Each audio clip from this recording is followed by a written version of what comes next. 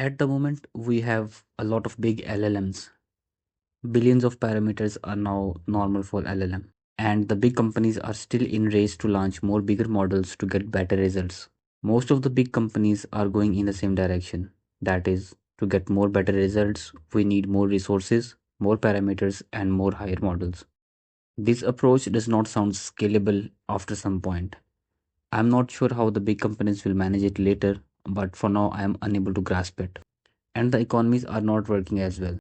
Although we love LLMs and they have made our life very easy, but they still struggle with few basic tasks, mostly the recursive reasoning ones. But we don't need to worry about it, as Samsung has come up with a research, which is a couple of months older, but at least this ensures that we have some minds working on alternative directions as well.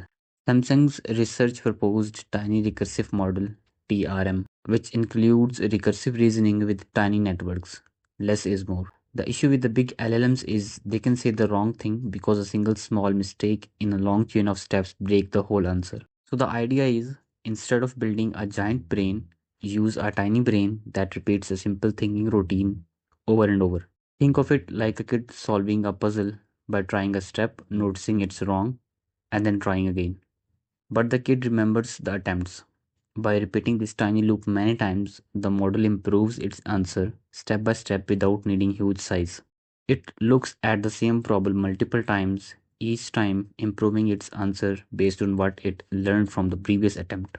And this approach also delivers some extraordinary results as well in comparison of large language models. So with only 7 million parameters, the TRM obtains 45% test accuracy on ARC-AGI 1 and 8% on ARC-AGI 2, a much higher than most LLMs like DeepSeek, Gemini, and only with less than 0.01% of the parameters the big ones use. That's really impressive. Now we have reduced the size of the model, but we are getting much more efficiency as compared to the bigger models.